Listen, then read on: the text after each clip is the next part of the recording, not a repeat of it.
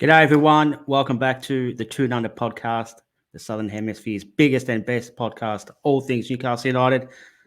I'm joined tonight by Craig. Craig, how you doing tonight, mate? I'm canny, mate. Yourself? Yeah, not too bad. Can't complain, mate. Can't complain.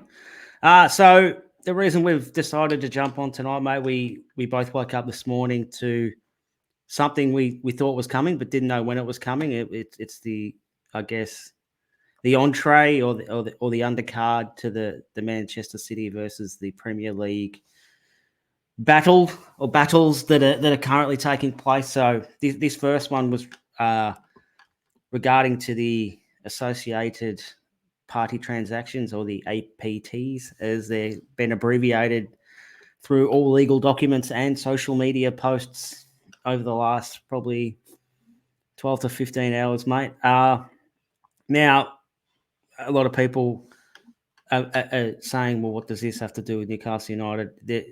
In regards to what it does mean, we'll get to that a bit later on, but there is a fair bit of stuff that come out in the 120-odd page document that was released finally, Craig, by all the legal boffins that have been battling each other with the case. And I guess that the quick conclusion is it was like a junior sport game, mate. Everyone wins and everyone's going home happy.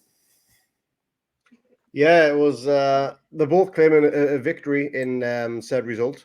Whoever's come up with the higher victory, that apparently is the Premier League. Not read a huge amount of detail into the 100+ page document, like you said. But yeah, Premier League claim they got they won the battle, but Man City won the war, and vice versa. So Yeah. who knows? I suppose more will come out in the press, social media over the next coming days or so in the build up to the new meeting that they are forced to have next week. Yeah, so I guess before we go any further, it's probably a good idea, just for anyone who's unaware what the associate party transactions are, is that it's basically any sponsorship related to or connected to the ownership group of said clubs. So the rule that's kind of been brought in was the Premier League need to assess if any deals that are connected to any owners and stuff like that are fair market value before signing off on it. And it's probably a good time to reiterate that this is completely separate to the 115 charges that Man City are fighting. So that's more with regards to I think a bit of PSR and all dodgy money changing hands and offshore accounts. It's way too complex, and that's why it's taken so long, I guess, for that to sort of be heard and get a ruling on. It's a lot more complex than what the kind of black and white PSR stuff that Everton and Forest went through. Oh, it was last year, earlier this year. Anyway, last season, we'll call it that. So, just with regards to the case, I think it's probably good time to give a brief summary of what what they were challenging each other on. Was City argued that these the rules are anti-competitive, and when you see some of the teams who lobbied with the Premier League were Man United, Arsenal, Spurs, and Liverpool and Brighton. I guess you kind of figure out pretty quick why these clubs are against the rules, Craig. Absolutely, yeah. Progression is a scary thing for every other club apart from your own. Nobody wants to see their place at the main table taken away from them. Man City, Arsenal, Spurs, Chelsea, Man United, they've all been the top six effectively for however many years in the Premier League. Their place is potentially under threat by our existence and by the takeover as of 3 years yesterday. So it's pretty good timing for that one. Yeah. But yeah, it's something that those big six clubs, if you want to call them that, the corrupt six, whatever, and a few other ones, I think West Ham were another club who were they were lobbied against Brighton. it. Yeah, so those a few of those kicking around. But yeah, our existence in the Premier League before the 7th of September 2021 was just a case of some Sports Direct signages. Nobody really cared. Newcastle was plodding along. Along came PIF and Manor Stable in the Rubens. And let's just say from there, the shit's hit the fan, hasn't it? Yeah, so we'll unpack that part of it a bit shortly. We'll finish off kind of what had happened and what had, I guess, how the rulings had fell. So they had 25 things they were challenging the Premier League onto this independent panel. The first one was these party transactions and things like that, which they did kind of tweak the rules in February last year. Now that was a bit of a bugbear and something that got under the skin of the people at Manchester City. So that was one of the things, and another thing related to some shareholder loans as well. Now, what they were probably two of the 25 that they won. So well, that's their victory that they're calling it. So the shareholders and things like that, or associated parties, I guess, lend or borrow money to the clubs they own. Man City's argument was that should be excluded from the rules and should be included actually in the PSR rules, and that was voted in favour of as well. So the trigger to that is as people had put, I guess these bar graphs and things like that on Twitter today. So Everton have got £450 million through shareholder loans and stuff like that. Brighton had 373, and Arsenal 259 million in shareholder loans. So you can see why they voted in favour of the Premier League, Craig, given that if this verdict went in favour of Man City, that kind of puts them in a little bit of danger now, doesn't it? It absolutely does. And Everton, they will know foremost than pretty much every other club how impactful these financial breaches can be. They had two lots of deductions, I think, because of financial regulations season just gone. So they're treading a fine wire right now. Arsenal, I think they were the highest in terms of overall valuation of associated party loans or interest-free loans. So yeah, there's some very, very cautious clubs right now. They'll all be scratching their heads and rubbing their bellies and thinking what's going to happen over the next few coming days, weeks, and months. Are they going to be caught out? Will the rule be changed? Will it even be backdated? Who knows? But yeah, there's definitely got to be a few twitchy arseholes in and around some of the other clubs in and around the league because of what's happened this morning for us. Yeah, and I think it's really important too, Craig, to put out there that according, and I haven't looked into this, but I'm tipping all these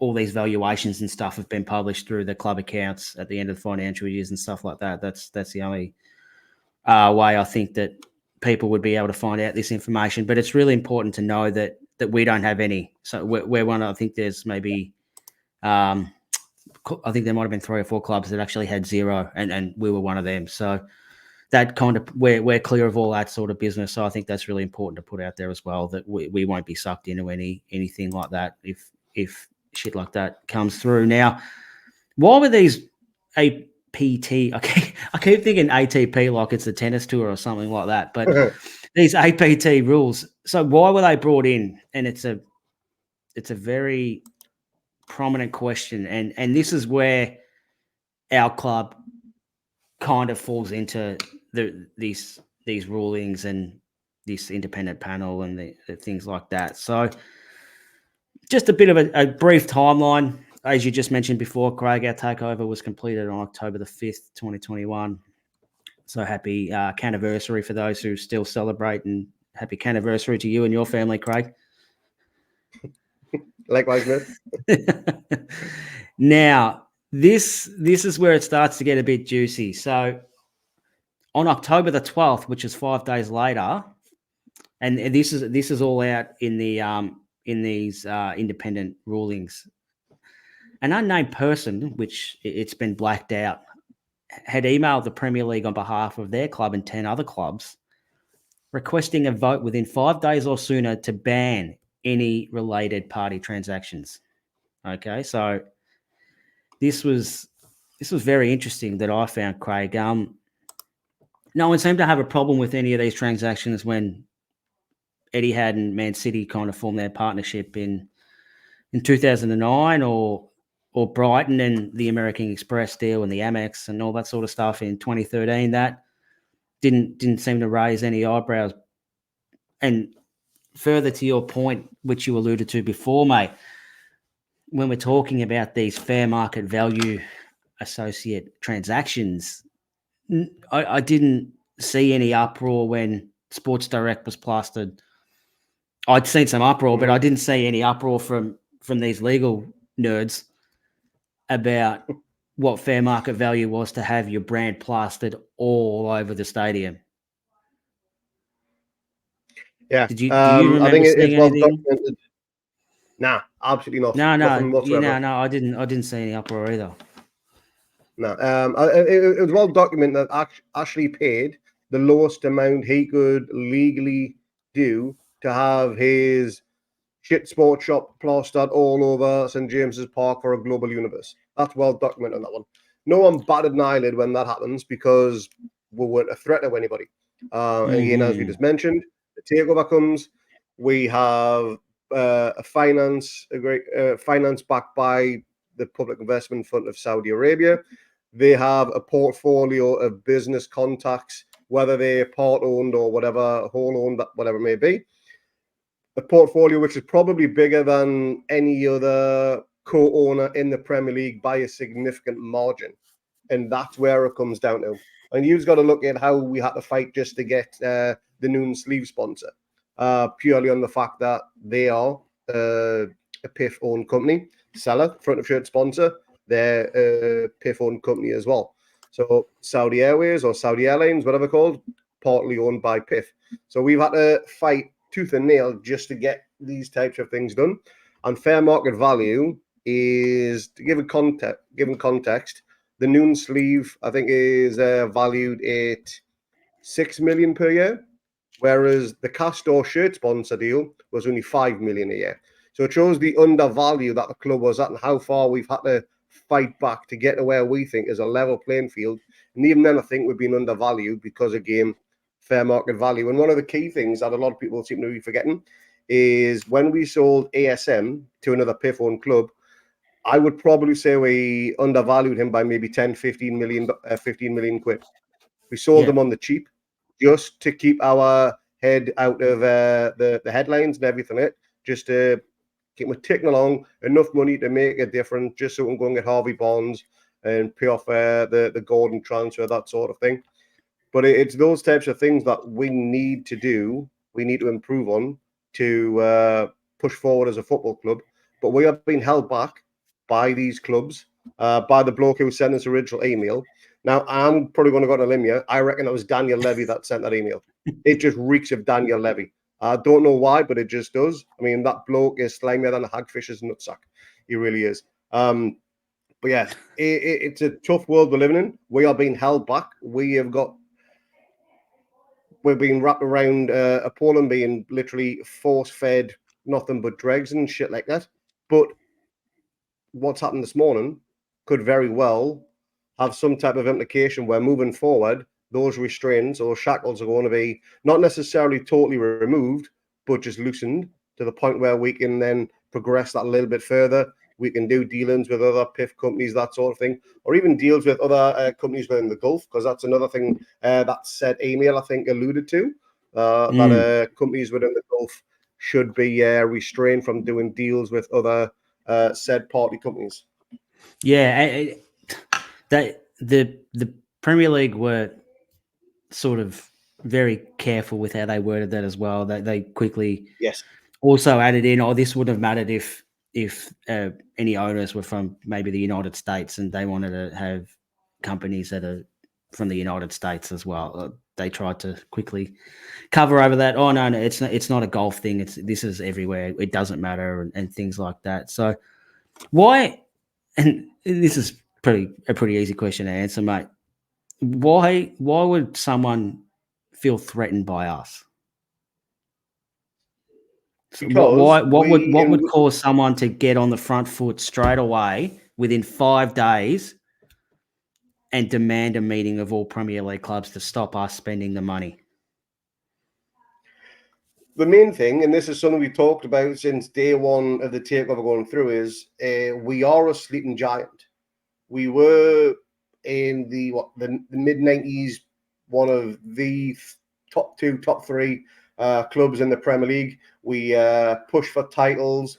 We challenge for silverware in the FA Cup towards the back end of the 90s. And then it just all went to shit, and that sleeping giant, or the giant at the time, went into a slumber that nobody ever thought we would wake up from.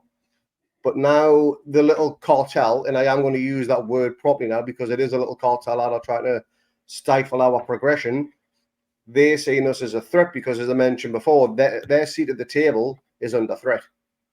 They really are. The likes of Spurs, Chelsea, who dropped off the last season or two, they're under threat now by the likes of us, Villa and Brighton, because we are pushing up to the top end of the table. We're not going to be happy with mid-table. We're not going to be happy with just scraping relegation season after season that we've done year after year after year.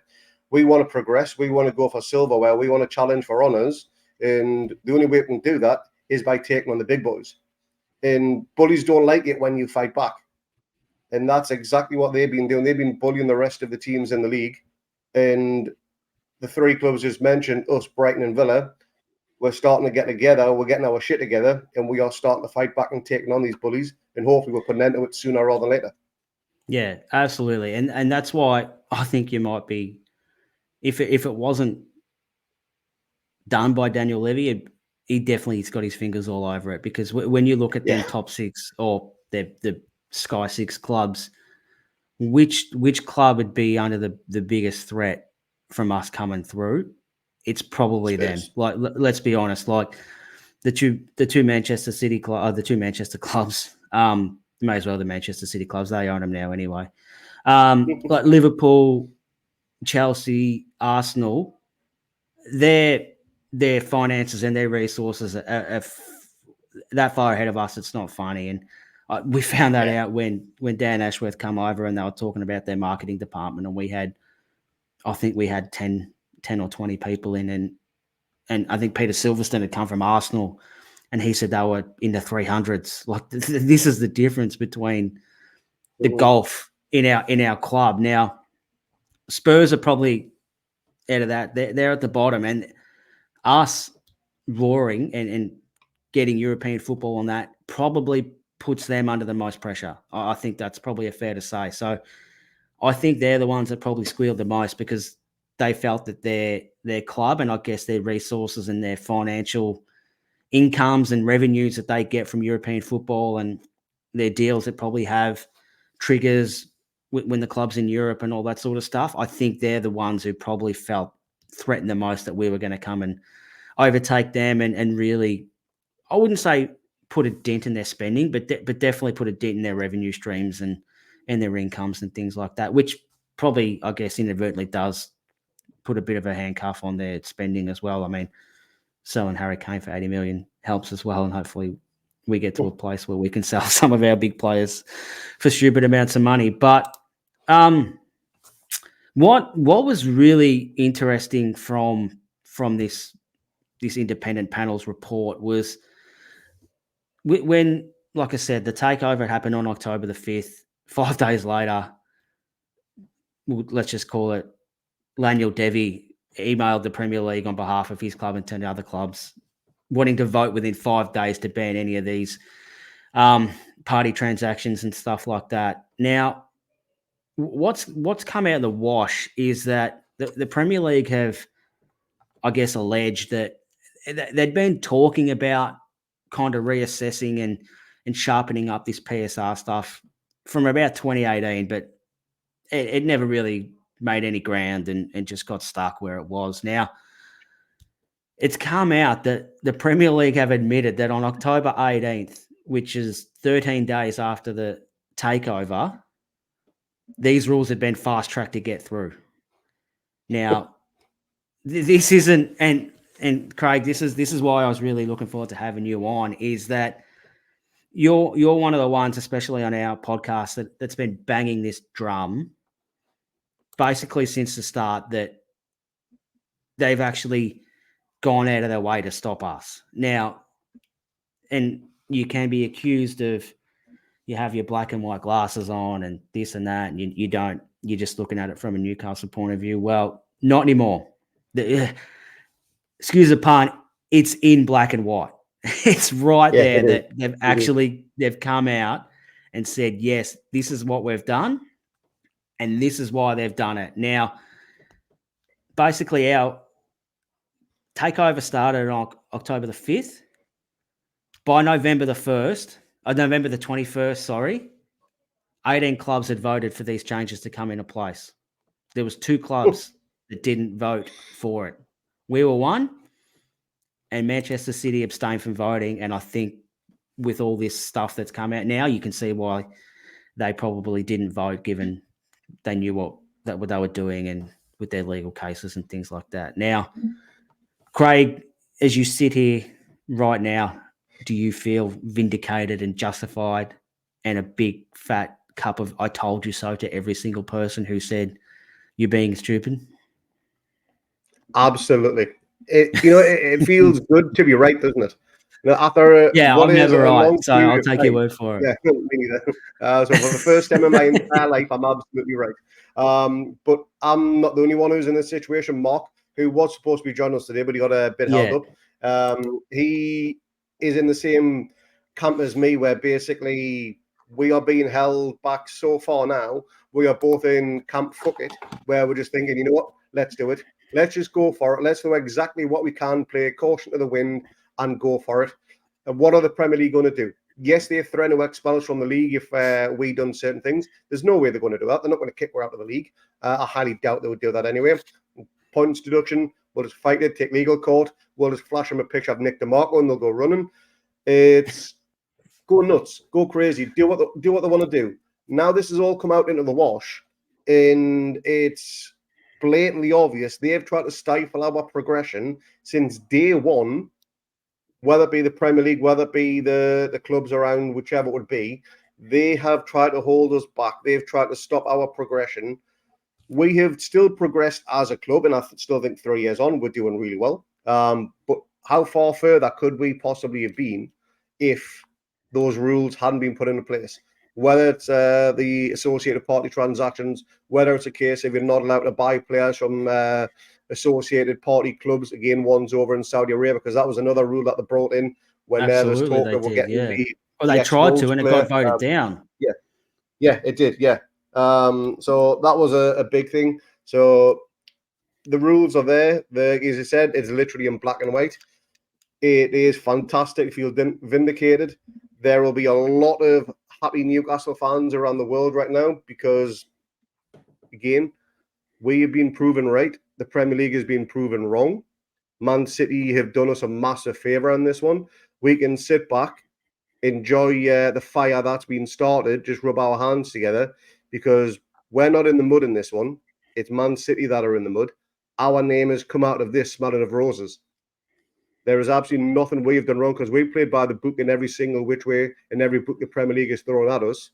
We've done absolutely fantastic in playing along by them. But now, fuck it, go with it.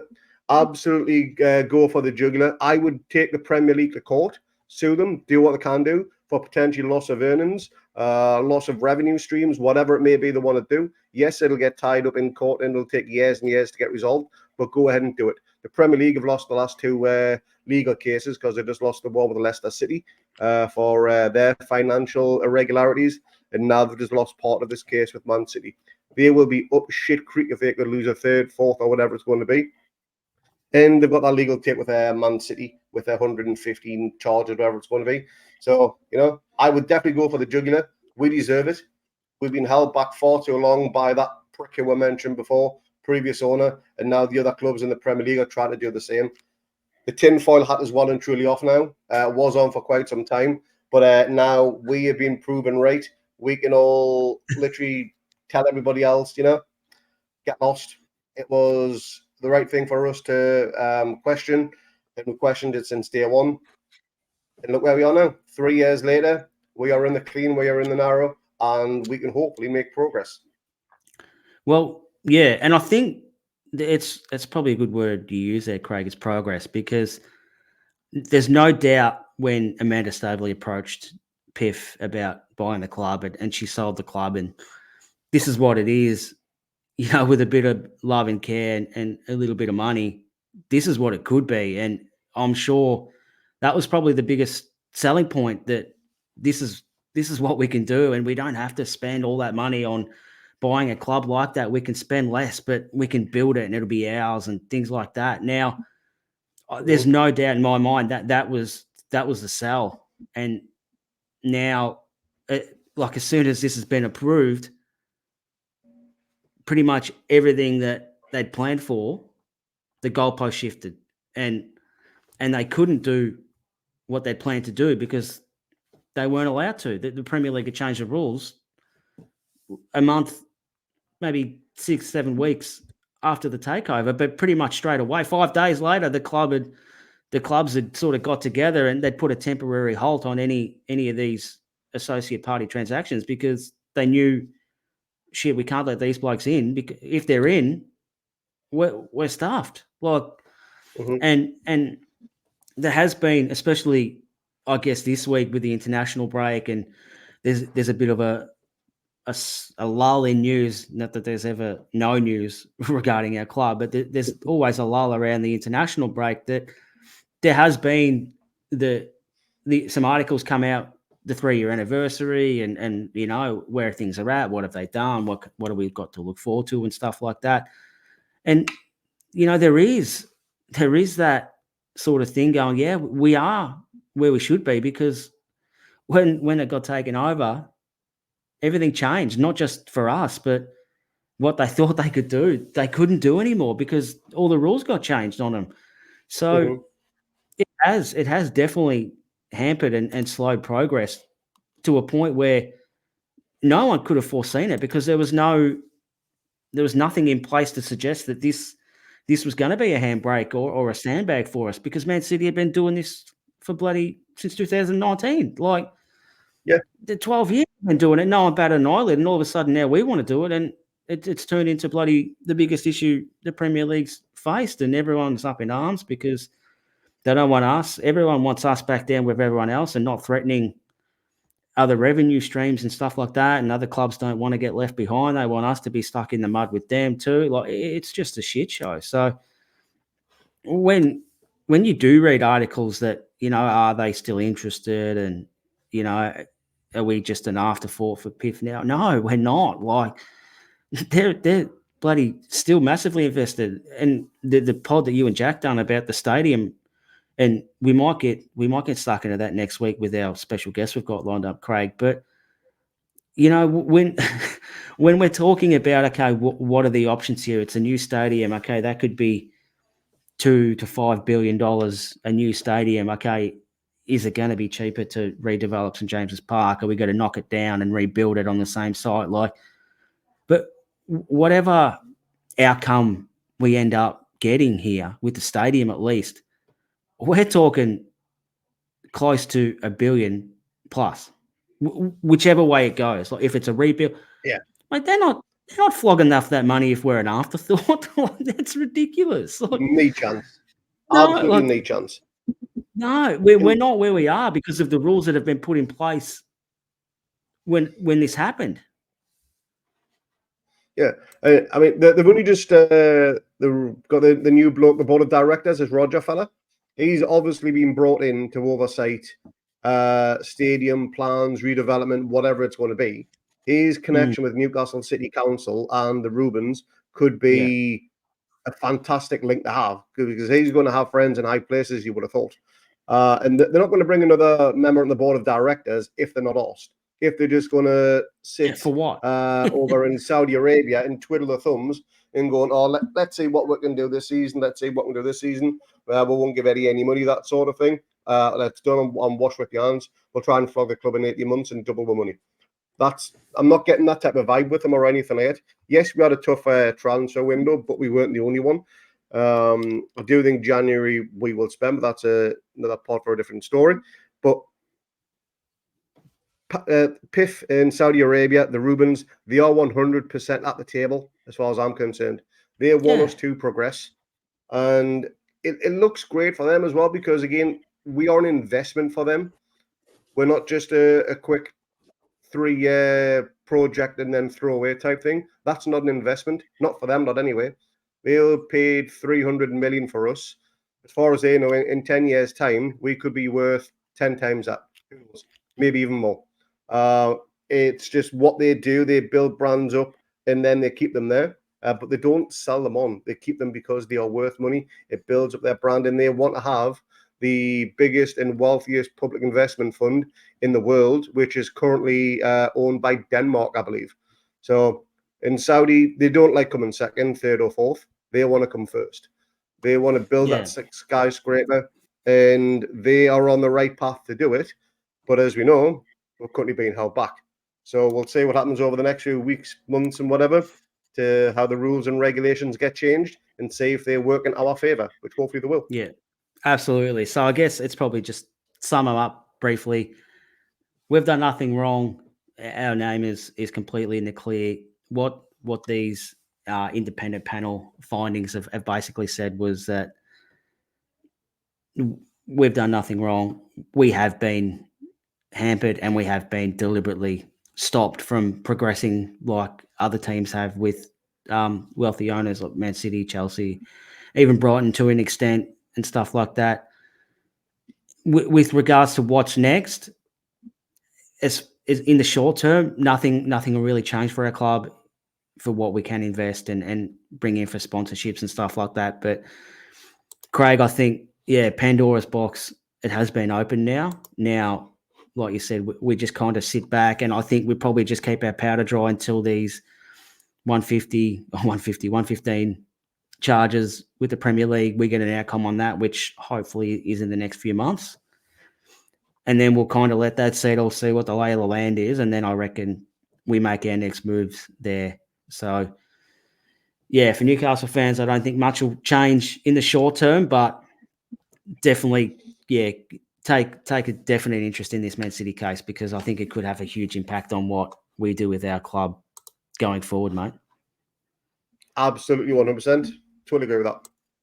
Yeah. So, all right, mate. We'll wrap it up. Now. Now, like I said, we do. I think it's we'll be back again maybe this time next week, mate, with another pod. We've got a guest lined up as well. So we've got someone from on the ground over in the city, and love to sort of pick their brain about, especially the stadium stuff, because I'm absolutely fascinated. I'm a bit of a stadium nuffy and things like that. So I can't wait to pick his brain and see where things are at on the ground, what's kind of been spoken about, not just on the streets, but behind the scenes as well. And what option looks like might be the favourite option. Now, I did read over the last couple of days that, one of the favourite options might actually be to bulldoze, or maybe not bulldoze, but deconstruct St James's Park and build it back up again to maybe a 65, 70,000, which